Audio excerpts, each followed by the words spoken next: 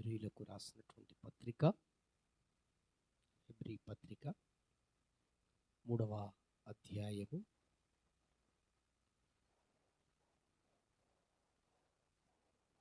1వ వచనమును చదువుదాం. ఇందువలన పరలోక సంబంధమైన పిలుపులో పాలు పొందిన పరిశుద్ధ సహోదరులారా, మనము ఒప్పుకొనిన దానికి అపోస్తలుడును ప్రధాన యాజకుడునైన యేసు మీద లక్ష్యముంచుడి.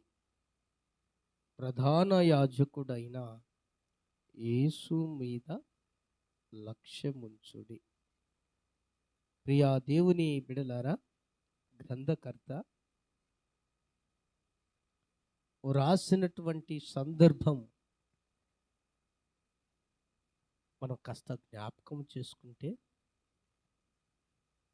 చదువుబడినటువంటి లేఖనము కూడా మనకు అర్థమవుతుంది.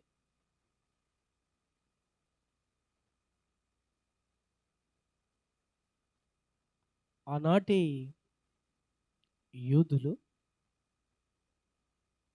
దేవుని పిల్లలు, క్రైస్తవ సమాజము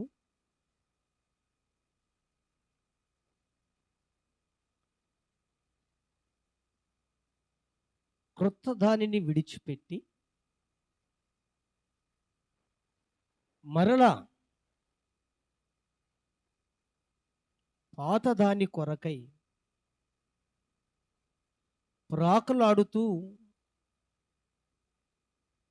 మళ్లించబడి వెళ్ళినట్లుగా గ్రంథకర్త వివరిస్తూ ఉన్నాడు.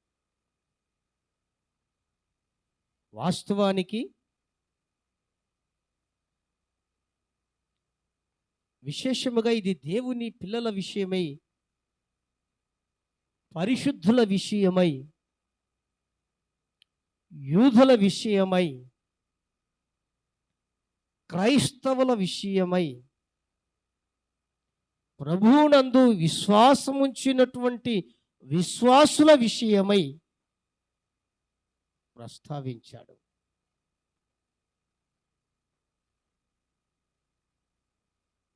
అందుకు ఆనాడు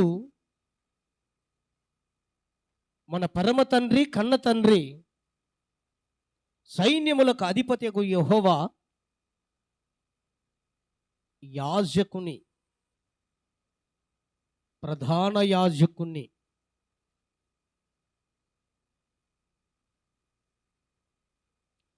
ఏర్పరచి మనుషులందరి యొక్క పాపములు ప్రాయశ్చిత్తము పొందుట కొరకు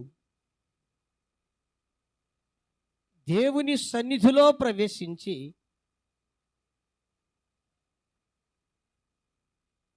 యాజకత్వము నిర్వహించాలి, యాజకత్వము చెయ్యాలి. అలా జరుగుతూ ఉంది. అనగా యాజకుడు వెళ్ళడం, ఆలయంలోనికి ప్రవేశించటం,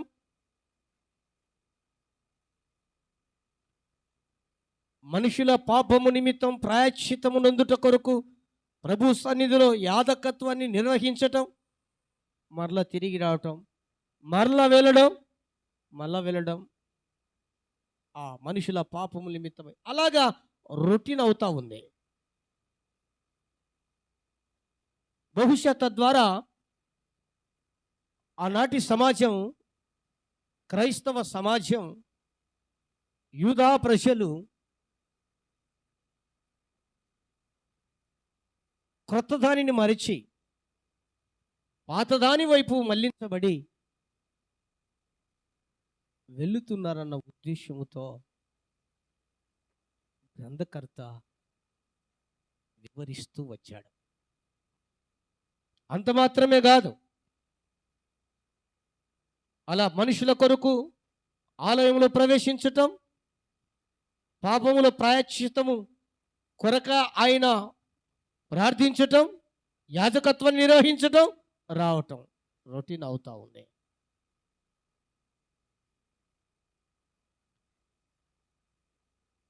అది గ్రహించలేనటువంటి స్థితిలో ఉన్నటువంటి ప్రజల కొరకు ఈ మాట తెలియజేస్తూ వచ్చాడు. ఎందుకని? మనుషులందరి పాపముల నిమిత్తమై ప్రతిసారి వెళ్ళి ప్రాయశ్చిత్తము పొందుటకు కాకుండా సర్వ మానవాళి నిమిత్తమై ఒక్కసారే మన ప్రధాన యాజకుడు వెళ్ళి తన్ను తాను బలిగా అర్పించుకొని, అర్పణగా అప్పగించుకొని మనుషులందరి పాపముల నిమిత్తమై రక్తమును కార్చి మరణించి మనుషులందరి పాపములకు ప్రాయశ్చిత్తపు కారకుడుగా ఉన్నాడు యేసుక్రీస్తు ప్రభుల వారు. అందుకు మన ప్రధాన యాజకుడైన యేసుక్రీస్తునందు లక్ష్యం ఉంచండి అని రాస్తూ వచ్చాడు. ఆ మాట ఈ రోజున మనతో మాట్లాడుతున్నాడు ప్రభు.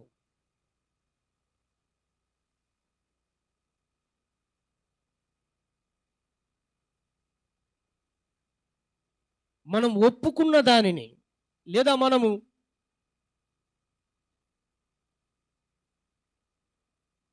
ప్రభు సన్నిధిలో ప్రమాణము చేసిన వాటిని వదిలిపెట్టి, క్రొత్త వాటిని వదిలిపెట్టి, ఆ నిబంధన వదిలిపెట్టి మరలా పాత వాటి కోసమై, ప్రాతదాని కోసమై ప్రాకులాడుతూ మళ్లించబడి, ఒకవేళ తిరుగుచున్న స్థితిలో మళ్లించబడినటువంటి హృదయముతో ఉన్నావేమో, పరిశుద్ధాత్ముడు ఈ పూట మాట్లాడుతున్నాడు. యేసుక్రీస్తునందు విశ్వాసము ఉంచి లక్ష్యముంచుము.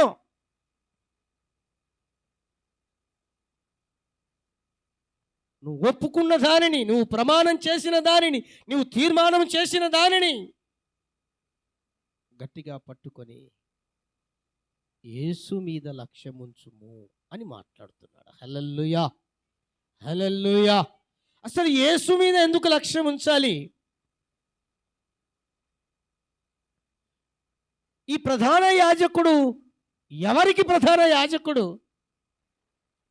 ఈ ప్రధాన యాజకుడు చేసిన కార్యాలేంటి, చెయ్యబోయే కార్యాలేంటి? విశ్వాసం ఉంచిన వారు మరింత దేవుని యందు లక్ష్యం ఉంచాలి యేసునందు అని చెప్పడానికి గల కారణాలేంటి? విశ్వాసము ఉంచనటువంటి వారు ఎందుకు యేసునందు, క్రీస్తునందు విశ్వాసం ఉంచాలని దేవుడు చెప్తూ వచ్చాడు అన్న సంగతులు వాక్యానుసారంగా పరిశుద్ధ గ్రంథములోంచి కొన్ని మాటలు మనం ధ్యానం చేద్దాం. శ్రద్ధగా వినాలని నా మనవి. మీ మనస్సును, మీ ఆత్మను, మీ హృదయమును వాక్యం వైపు మళ్లించి చక్కగా వినాలని నా మనవి. దేవునికి స్తోత్రం. హల్లెలూయా, హల్లెలూయా. చూడండి, పరిశుద్ధ గ్రంథములోంచి హెబ్రీలకు రాసినటువంటి పత్రిక 4వ అధ్యాయము 15-16 వచనాలు. మన ప్రధాన యాజకుడు మన బలహీనతల యందు మనతో సహానుభావము లేనివాడు కాడు గాని సమస్త విషయములలోనూ మన వలననే శోధింపబడెను. ఆయన పాపము లేనివాడుగా ఉండెను గనుక మనము కనికరింపబడి సమయోచితమైన సహాయము కొరకు కృప పొందునట్లు ధైర్యముతో కృపాసనమునొద్దకు చేరుదము. ప్రియా దేవుని బిడలారా, ప్రధాన యాజకుడైన యేసు ఎవరికి ప్రధాన యాజకుడు అంటే, చదవబడినటువంటి లేఖనములో బలహీనులకు ప్రధాన యాజకుడు. ఎందుకు బలహీనులకే ప్రధాన యాజకుడు అంటే, ఆయన సహాయము చేయుట కొరకై.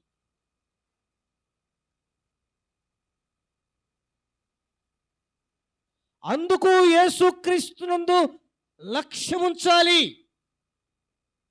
అని గ్రంథకర్త రాస్తూ వచ్చాడు. నా ప్రియ దేవుని బిడ్డ, మన ప్రధాన యాజకుడైనటువంటి యేసుక్రీస్తునందు లక్ష్యం ఉంచుడి అన్నాడంటే దాని అర్థం ఏంటని, నమ్మిన వారే, విశ్వసించిన వారే, క్రైస్తవులమని పిలబడుతున్న వారే, దేవుని పిల్లలని ముద్ర వేసిన బడిన వారే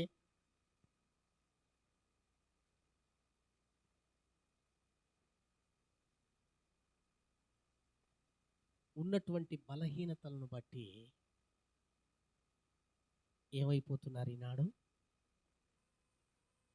వెనకకు మళ్లించబడుతున్నారు. అవునా కదా? వారి బలహీనతలను బట్టి వెనక్కి మళ్లించబడుతున్నారు. అనగా ఒప్పుకున్న దానిని మరిచిపోయి, ప్రమాణము చేసిన దానిని విడిచిపెట్టి, ఒడంబడిక చేసిన దానిని వదిలిపెట్టి, మరలా క్రొత్త దాన్ని విడిచిపెట్టి మరలా ప్రాతదాని కొరకై ప్రాకులాడుతూ ఉన్నారు. ఎందుకయ్యా అంటే, నాకు శోధనలు వస్తున్నాయండి. ఎందుకమ్మా అంటే, నాకు శ్రమలు ఎక్కువైపోతున్నాయండి. ఎందుకు బాబు అంటే, నాకు కష్టాల మీద కష్టాలు వచ్చి పడుతున్నాయండి. ఎందుకమ్మా అంటే, నాకు అనారోగ్యం పట్టి పీడిస్తుందండి.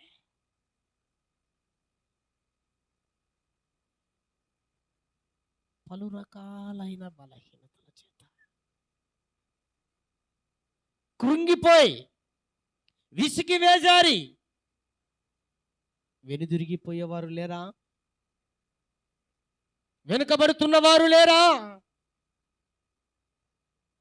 విశ్వాసములో పడిపోతున్నవారు లేరా? విశ్వాసముల నుండి బయటికి వెళ్ళిపోతున్నవారు లేరా? దేవుని యందు లక్ష్యం ఉంచవలసినటువంటి ఆ వ్యక్తులు మరొక దానిల మీద లక్ష్యం ఉంచటం మనం చూడట్లేదా? అయితే ప్రభు అంటాడు, నా యందే మీరు లక్ష్యం ఉంచండి. మీ బలహీనతలు ఏవో నాకు బహుబాటంగా తెలుసు. అనగా దేవునికి బహుబాటంగా తెలుసు. అవి నీవైనా నావైనా మనవి ఎవరివైనా ఆ బలహీనతలు ఆయనకు బహుబాటంగా తెలుసు. ఆ బలహీనతలోనే నేను నీకేం చేస్తాను? సహాయము చేస్తాను. సహాయం చేస్తాను.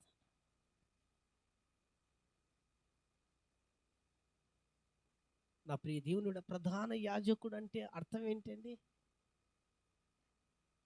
మొదట్లో చెప్పాను, మనుషుల నిమిత్తమై పాపముల ప్రాయశ్చిత్తము నిమిత్తమై మొదటగా వెళ్ళి వారి కొరకు ఆలయములో ప్రవేశించి యాజకత్వం నిర్వహించువాడు. అంటే ప్రజలు అక్కడికి వెళ్ళరు, కానీ ప్రధాన యాజకుడు యాజకత్వం చేసేవాడు. కానీ మన ప్రధాన యాజకుడైన యేసు మనకంటే ముందుగా వెళ్ళి మన బలహీనతలతో అని అంటాడు. ఏమంటాడు అక్కడ అండి? మన ప్రధాన యాజకుడు మన బలహీనతల యందు మనతో సహానుభావము లేనివాడు కాడు గాని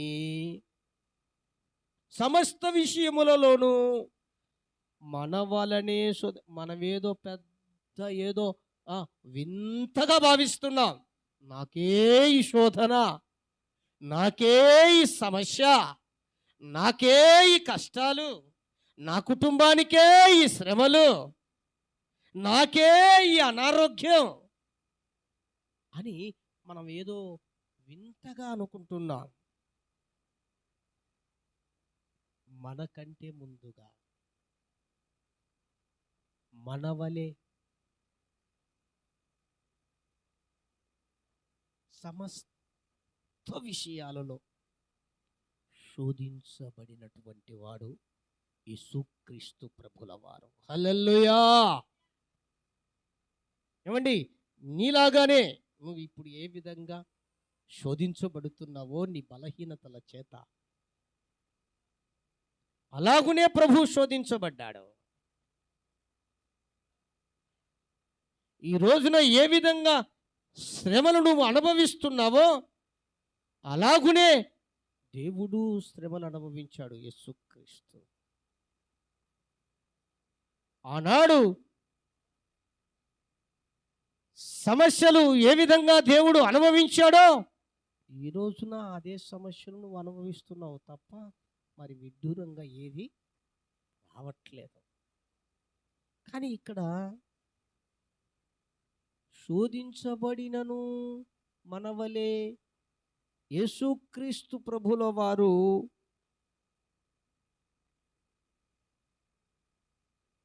పాపము లేనివాడుగా ఉన్నాడు. దేవునికి స్తోత్రం. హల్లెలూయా! శోధించబడుతున్నను మనవలే, శోధించబడినను మనవలే పాపము లేనివాడుగా ఉన్నాడు, పరిశుద్ధునిగా ఉన్నాడు. మరి ఈ రోజున నీవు ఏనానా? ఈ రోజున నీవు, ఈ రోజున మనం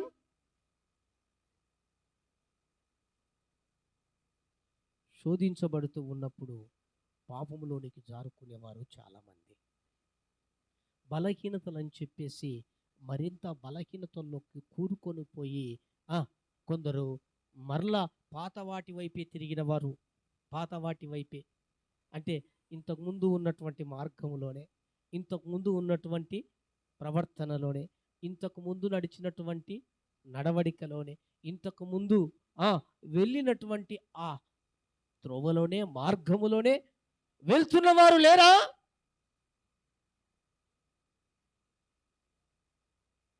ఒకసారి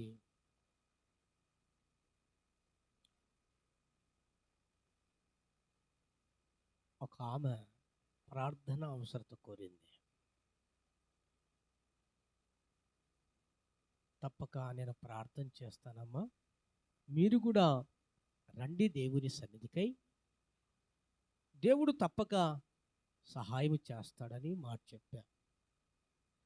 1, 2, 3 రోజులు దైవ సన్నిధికై వచ్చింది. ప్రార్థన చేస్తూ ఉన్నాను. 3 రోజులకు వచ్చేసరికి నేను ఆమెకు వస్తానే ఫస్ట్ ఏం చేస్తానంటే ఓ చిన్న బైబిల్ ఇచ్చా, మీ వెంట తీసుకొని వెళ్తూ వస్తుండండి అని. 3వ రోజు ప్రార్థన ముగిసినాక ఆమె నా దగ్గరికి వచ్చి, అయ్యా నీ బైబిల్ నీకు పట్టు. ఏమమ్మా? నేను వాపస్ తీసుకుంటున్నా, నేను వద్దనుకుంటున్నా, నేను మరలా పాత మార్గంలో, పాత ప్రవర్తనలో, పాత ఆ విషయంలోనికి వెళ్ళిపోతున్నా. ఎందుకో? నా సమస్య, నా శ్రమ మరింత ఎక్కువైంది. పోనీ నేను అన్నాను, సరే, నా బైబిల్ నాకు వెనక్కి ఇస్తున్నావు, మంచిదే తల్లి. నా బైబిల్ వెనక్కి ఇచ్చినంత మాత్రాన, లేదా తిరిగి నేను నమ్ముకుంటానని చెప్పినావు, బాప్తిసం తీసుకుంటాను అన్నావు, దాన్ని నేను వాపస్ చేసుకుంటున్నానంత మాత్రాన నీ సమస్య పోతుందా? నీ బలహీనతల నుంచి నువ్వు విడిపించబడతావా అని అడిగాను. అప్పుడు ఆమె అన్న మాట ఏంటంటే, విడిపిస్తే విడిపించబడకపోని, విడిపించకపోతే విడిపించబడకపోని, ఎటు ఉన్నాయి ఉంటాయిగా.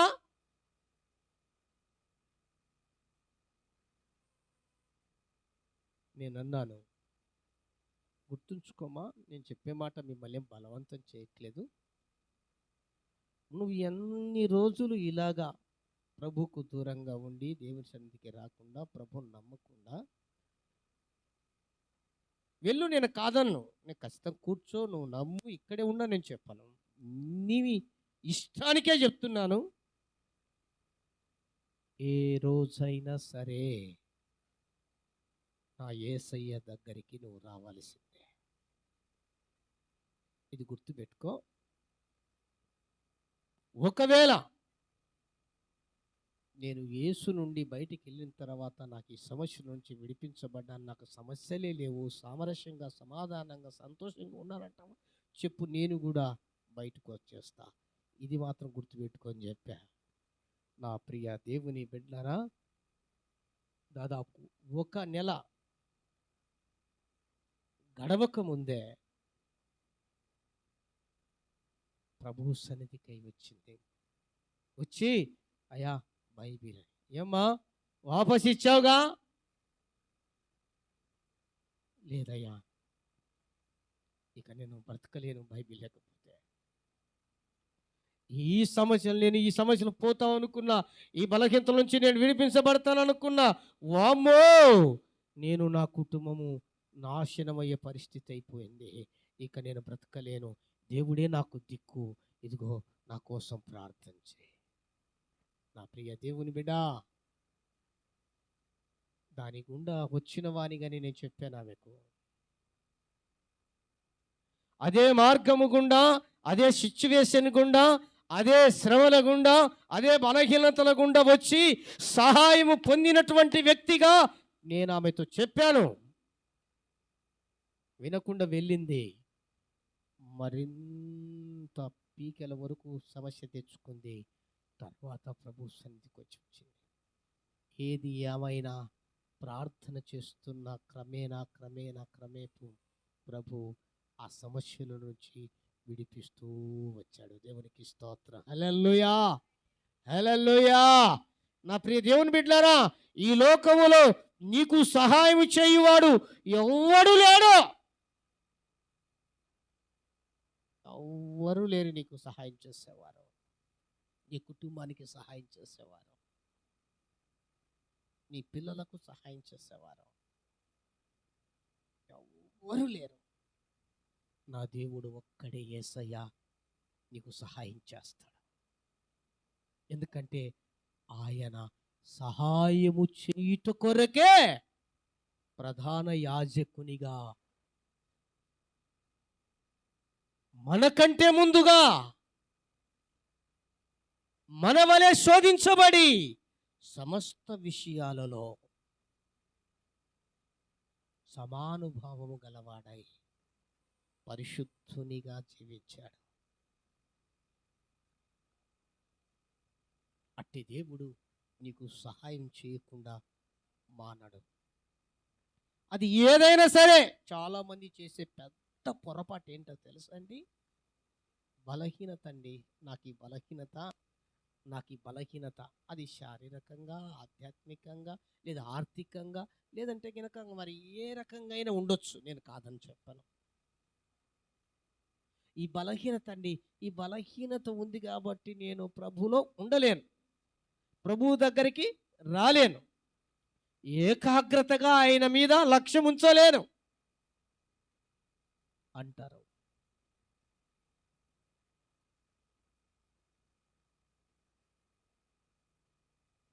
నేను అంటాను, సరే, ప్రభు దగ్గరికి రాకపోతే ఆ బలహీనత నుంచి నువ్వు విడిపించబడతావా? ఆ సమస్య నుంచి విడిపించబడతావా? ఆ శ్రమల నుండి నువ్వు విడిపించబడతావా? ఆ అనారోగ్యము నుండి నువ్వు విడిపించబడతావా? ఆ దరిద్రత నుంచి నువ్వు విడిపించబడతావా? లేదా నీకున్నటువంటి అది ఏదో మానసికంగా, ఆధ్యాత్మికంగా, శారీరకంగా ఏ బలహీనత ఉందో దాని నుంచి నువ్వు విడిపించబడతావా? లేదు, వాటి కొరకు ఎవరైనా సహాయం చేసేవారు ఉన్నారా?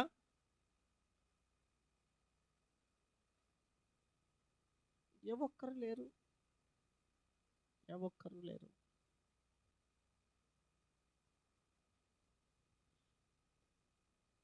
మరీ ముఖ్యంగా లేదా పైపిచ్చు నిన్ను చూసి ఎగతాళి చేసేవారు ఎక్కువ,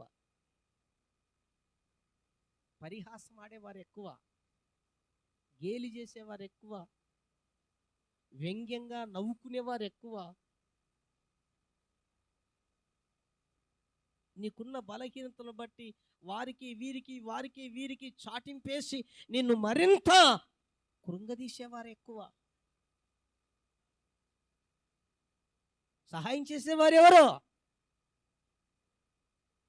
ఎవరు చేస్తారు? అందుకని కీర్తనాకారుడు అంటాడు, కొండల తట్టు నా కనులెత్తుచున్నాను, ఎక్కడ నుండి నాకు సహాయం వచ్చును?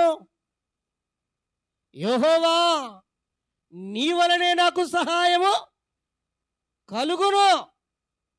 భూమి ఆకాశములను సృజించిన ఆ దేవుని వలనే సహాయం కలుగును. కీర్తనల గ్రంథం 121వ అధ్యాయం 1వ వచనంలో రాయబడిన మాట. ఎక్కడి నుంచి వస్తుందండి? నిన్ను పుట్టించిన లేదా నిన్ను సృజించిన, నిన్ను కలుగచేసిన, నిన్ను ఈ భూమి మీదకై పంపించిన ఆ దేవుని నుండే సహాయం కలగాల. కానీ మనుషులు ఎవ్వరు నిన్ను ఆదుకోలేరు, సహాయం చేయలేరు. అది చేసినా ఎంతవరకు చేయగలరు? అర కొర, లేదా ఒక కోణములో, ఒక యాంగిల్లో. కానీ దేవుడు చేస్తే సహాయం నలు దిశల. దేవునికి స్తోత్రం, హల్లెలూయా. ప్రతి యాంగిల్లో అది ఏదైనా సహాయం చేస్తాడు. అట్టి దేవుడు నీకు ఉండగా, అట్టి దేవుని యందు నీవు నమ్మకం, విశ్వాసం ఉంచి ఉండగా, మరి దేవుని యందు లక్ష్యం ఉంచకుండా ఇంకా నాకు ఈ బలహీనత అని బలహీనతల మీదే మనసు పెట్టేవే. నువ్వు బలహీనుడివే అమ్మా, నేను కాదనను. అమ్మా, నువ్వు బలహీనురాలివే, నేను కాదనను. నేను ఐఎమ్ ఆల్సో కూడా బలహీనున్నే. మనుషులందరూ బలహీనులే. కానీ మనం ఆరాధిస్తున్న దేవుడు బలవంతుడు. హల్లెలూయా. నీలో ఉన్న దేవుడు బలవంతుడు. హల్లెలూయా. నీవు నమ్ముకున్న దేవుడు బలవంతుడు. నీకు చేత కాకపోవచ్చు, నీ వల్ల కాకపోవచ్చు, కానీ దేవుని వల్ల కానిది ఏమైనా ఉందా అండి? ప్రభువు వల్ల కానిది ఏమైనా ఉందా? దేవునికి ఏది అసాధ్యమంటూ లేదు అంటూ ఉంటాం. కానీ బలహీనత అండి, ఈ బలహీనత అండి అని వెనకబడుతూనే ఉంటాం, ఆగిపోతూనే ఉంటాం, నిలిచిపోతూనే ఉంటాం, లోకంలో కలిసిపోతూనే ఉంటాం, పరిస్థితులకు రాజీ పడుతూనే ఉంటాం. ఎంతవరకు న్యాయం? అంటే మాట చెప్పిన దేవుడు, మాట ఇచ్చిన దేవుడు అన్యాయస్తుడా అండి? అన్యాయస్తుడా? అయినా ఎంతైనా నమ్మదగిన దేవుడు, సహాయం చేసే దేవుడే. కష్టాల్లో ఉంటే, శ్రమల్లో ఉంటే నీ బలహీనతలో నువ్వు ఉంటే ఆయన చూడనట్టుగా ఉండే దేవుడు కాదు. చెయ్యి చాపి తన దక్షిణ హస్తము చేత ఆదుకొని సహాయం చేసే దేవుడు. ఏ విషయంలో సరే దేవునికి స్తోత్రం. హల్లెలూయా, హల్లెలూయా. అట్టి దేవుని యందు లక్ష్యం ఉంచండి అని గ్రంథకర్త చెబుతున్నాడు. వెనక్కి వెళ్ళకండి, ఇంకా పాత వాటి కోసం పరుగులు తీయకండి. క్రొత్త దాని కొరకే ప్రయాణం చేయండి. మరలా అవిశ్వాసపు మార్గంలోనికే వెళ్ళకండి, విశ్వాసపు మార్గములోనే నడవండి. పాత అలవాట్లలోనికి వెళ్ళవద్దండి, క్రొత్త అనుభవాలలోనే మీరు నడవండి.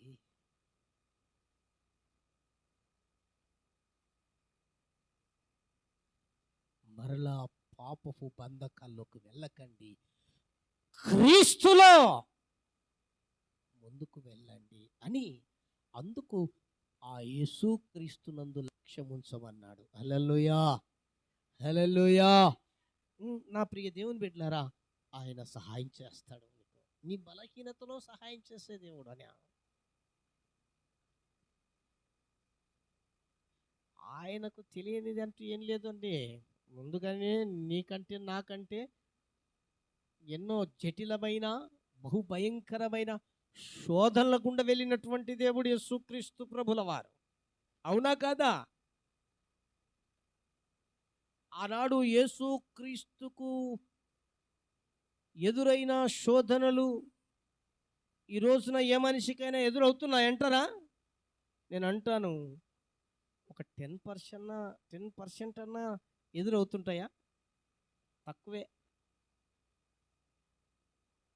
కానీ వాటిని, ఆ శోధనలు జయించాడు, అనుభవించాడు, ఎదుర్కొన్నాడు, జయాన్ని పొందాడు. అయితే అట్ ద సేమ్ టైం అదే సమయాన ఆయన పాపము లేనివాడుగా ఉన్నాడు. దేవునికి స్తోత్రం. హల్లెలూయా. పరిశుద్ధునిగా బ్రతికాడు. హల్లెలూయా. అందుకని అన్నాడు, నేను పరిశుద్ధుడను గనక మీరు పరిశుద్ధులై ఉండండి. నేను పరిశుద్ధుడను. బలహీనతలు ఉన్నాయనో, లేదంటే కనుక శ్రమలు ఉన్నాయనో, కష్టాలు ఎదురయ్యాయనో, సమస్యలు ఎదురవుతున్నాయనో, నేను పాపములో నడిచిన వాడిని కాను.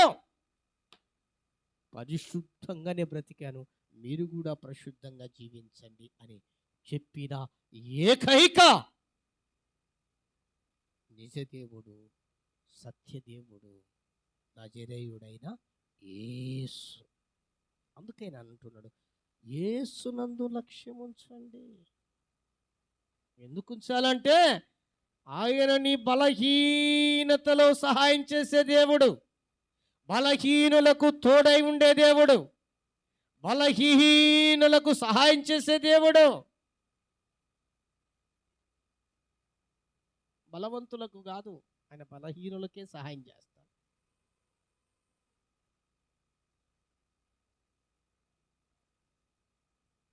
నా ప్రియ దేవుని బిడ్డలారా, అందుకు యేసు వైపే చూచుచూ మనము ప్రయాణం చేయాలి. యేసు వైపు చూస్తూ ముందుకు కొనసాగాలి. మన ప్రధాన యాజకుడైన యేసు వైపు చూచుచూ ముందుకు ప్రయాణం చేయాలి. నీ బలహీనతల వైపు నువ్వు చూస్తే భంగమైపోతావు. నీ బలహీనతల వైపు నువ్వు చూస్తే విశ్వాసములో చెడిపోతావు. నీ బలహీనతల వైపు నువ్వు చూస్తే విశ్వాసములో పడిపోతావు. నీ బలహీనతల వైపు నువ్వు చూస్తే మరలా పాత మార్గంలోనికి వెళ్ళిపోతావు. నీ బలహీనతల వైపు నువ్వు చూస్తే నిరాశ, నిస్పృహ నీకు అలుముకుంటుంది. కనుక నీవు బలహీనతల వైపు చూడాకు. ఇదిగో బలహీనుడైన నీ వైపు, బలహీనురాలైన నీ వైపు ఆయన చూస్తున్నాడు. ఆయన వైపు నువ్వు చూడు. హల్లెలూయా. బలహీనురాలు అయిన నీ వైపు, బలహీనుడు అయిన నీ వైపు, బలహీనులమైన మన వైపు ఆయన చూస్తున్నాడు సహాయం చేయటానికి.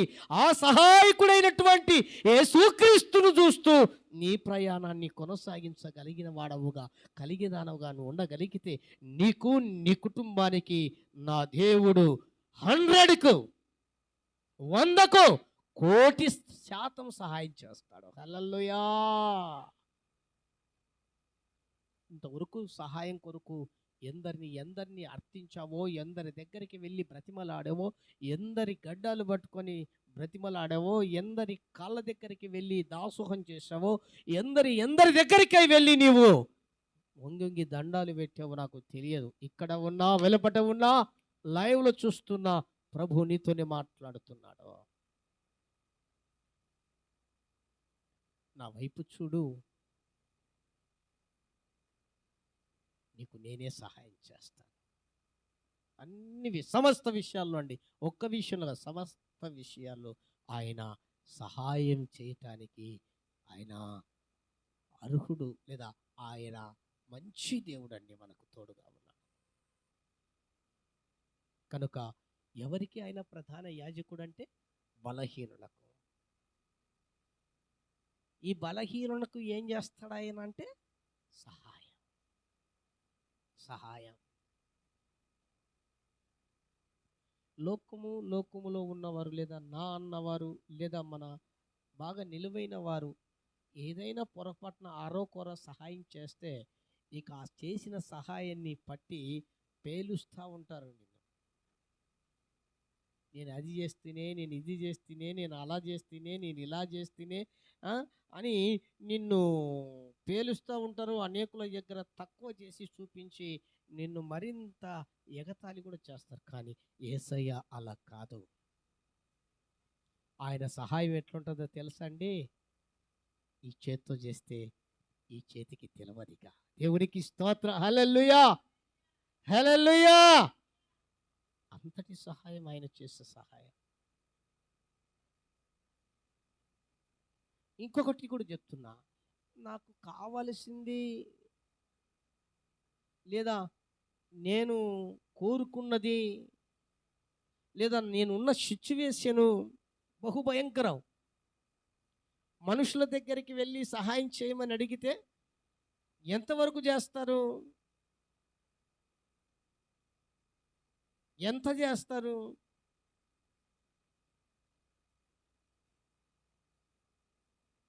ఒకవేళ పొరపాటునండి నేనే ఉన్నా, నాకు ఒక 10 లక్షల రూపాయలు కావాలి,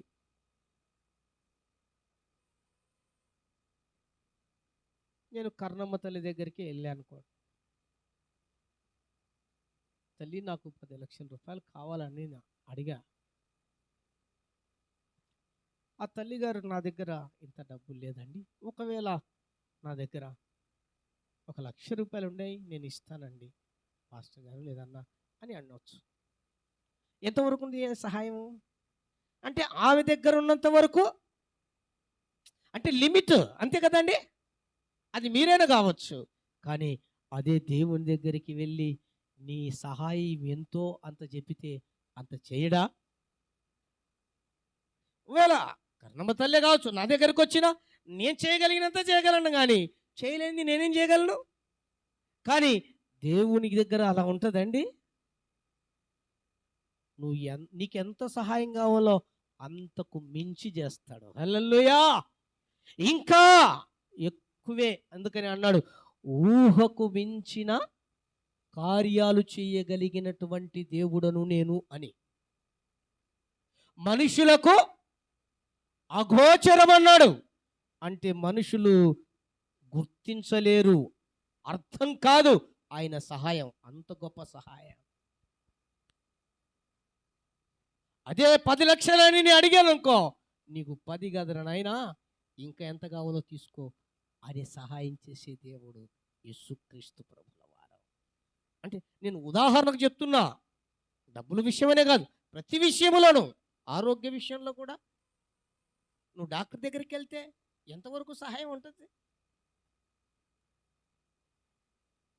నీ మైండ్ సెట్ను బట్టి వాడు డబ్బులు దోచుకున్నంత వరకు దోచుకుంటాడు. నల్లి కదా రక్తం పీల్చినట్లుగా ఆ టాబ్లెట్ల ద్వారా మెడిసిన్ ద్వారా మొత్తం లాగేస్తాడు. చివరికి నీ దగ్గర డబ్బు అయిపోయిందనుకో, ఏమో మా అంత పైవానిదయ్యా అంటాడు. ఇంకా దేవుని మీద ఆధారపడాల్సింది మనం ఏం చేస్తాం మరి? ప్రతి మెడిసిన్ రాసి ఇచ్చినా, ప్రతి ఇంజెక్షన్ రాసి చేశా, లేకపోతే పలు విధాలు నేను చూసా, నేను ఏం చేయగలిగేది ఏముంది? నేను అంటాను, అదేదో మొదటగానే పరమ డాక్టర్ దగ్గరికి వెళ్తే, దేవునికి స్తోత్రం, హల్లెలూయా హల్లెలూయా. నేను డాక్టర్ల దగ్గరికి వెళ్ళడం తప్పని చెప్పట్లా. మొదటనే పరమ డాక్టర్ దగ్గరికి వెళ్తే, ఆ డాక్టర్ కూడా నా డాక్టరే కదా.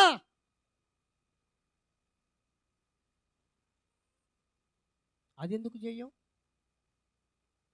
ఆ పరమ డాక్టర్ను నిర్లక్ష్యం చేసి పక్కన పెట్టేసి ఈ లోక సంబంధ డాక్టర్ల దగ్గరికి పరిగెడుతున్నావు పరిగెడుతున్నావు పరిగెడుతున్నావు. శక్తి ఎంత అయిపోతుంది, ధనం ఎంత అయిపోతూ ఉంది, ఓపిక ఎంత అయిపోతుంది. కానీ